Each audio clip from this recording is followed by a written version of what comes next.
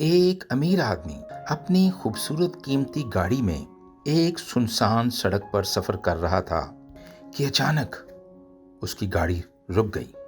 وہ بہت پریشان ہوا۔ اس نے ارد گرد دیکھا کہ شاید کوئی شخص اس کی مدد کر سکے، تو اچانک اس کی خوشی کی انتہا نہ رہی جب اس نے ایک شخص کو اپنی گاڑی کی طرف آتے ہوئے دیکھا۔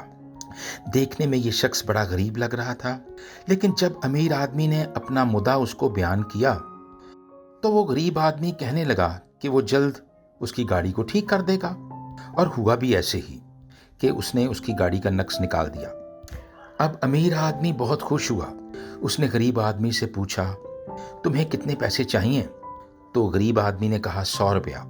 تو امیر آدمی کہنے لگا، نہیں میں تمہیں 200 روپیہ دوں گا، کیونکہ تم نے ایک بہت بڑا کام کیا ہے۔ تو امیر آدمی نے 200 روپے اس کے ہاتھ میں تھما دیے۔ غریب آدمی نے ان کو اپنی جیب میں رکھ لیا، لیکن چلنے سے پہلے امیر آدمی نے اس سے پوچھا کہ تم کیا کرتے تھے یا کیا کرتے ہو؟ تو اس شخص نے بتایا کہ میں بھی ایک وقت میں آپ کی طرح بڑا امیر تھا، لیکن میری عادت بھی آپ ہی کی طرح کی تھی کہ میں نے جہاں 100 روپے دینے ہوتے تھے یا 100 روپے خرچ کرنے ہوتے تھے، وہاں میں 200 روپے خرچ کر دیتا تھا، اور اسی وجہ سے آج میں اس حال کو پہنچا ہوں۔ میرے عزیزو، اگر ہم اپنے ارد گرد لوگوں پر نظر دوڑائیں تو ہمیں بڑے اچھے طور پر احساس ہوگا کہ دنیا کے بہت سے لوگ جن کو آپ نے ماضی میں دیکھا جو بہت امیر تھے، اب وہ انتہائی غربت کے عالم میں ایک قسم پرسی کی زندگی گزارتے ہیں۔ مجھے یاد ہیں وہ لوگ جو میرے عزیز تھے، جب وہ مڈل ایسٹ سے کئی سال پہلے آیا کرتے تھے تو وہ اپنے ساتھ بہت سا سامان لایا کرتے تھے۔ فریج تھا، واشنگ مشینز تھیں، بڑے بڑے باکسز تھے جن میں بہت سے لوگوں کے لیے بہت سے گفٹس ہوتے تھے، اور وہ یہی سوچتے تھے کہ جس طرح وہ خوشحال ہیں وہ ساری زندگی اسی طرح خوشحال رہیں گے۔ مگر میرے عزیزو، یاد رکھیے کہ جس طرح حسن اور جوانی ساتھ نہیں دیتے، اسی طرح بے دردی سے ضائع کیا ہوا پیسہ بھی ایک دن ختم ہو جاتا ہے اور وہ ساتھ چھوڑ جاتا ہے۔ یاد رکھیے کہ یہ کہانی ان لوگوں کی کہانی نہیں، بلکہ گھر گھر کی کہانی ہے، ہم سب کی کہانی ہے۔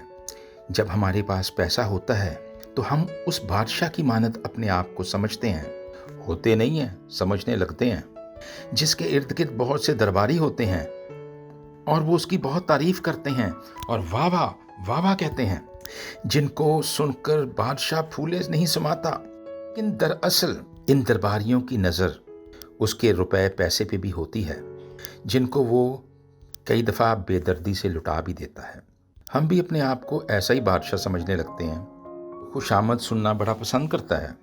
کئی دفعہ ہم اپنے آپ کو حاتم طائی سمجھتے ہیں۔ میرے عزیزو، یاد رکھیے، دولت اور یہ روپیہ پیسہ بھی خدا کی ایک بہت بڑی نعمت ہے، ایک ایسی نعمت جس کو فراموش نہیں کیا جا سکتا اور نہ کرنا چاہیے۔ زبور نویس زبور 103 اس کی پہلی 2 آیات میں کچھ یوں لکھتا ہے، اے میری جان، خداوند کو مبارک ہے اور اس کی کسی نعمت کو فراموش نہ کر۔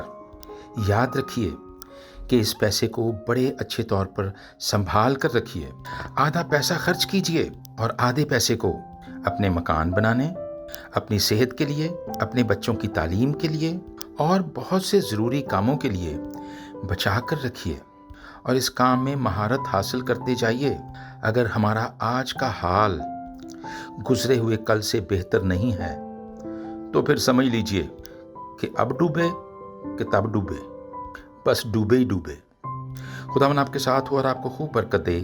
یہ ہمارے خداوند یسوع مسیح کی انجیل ہے۔ خداوند تیرا شکر ہو، آمین۔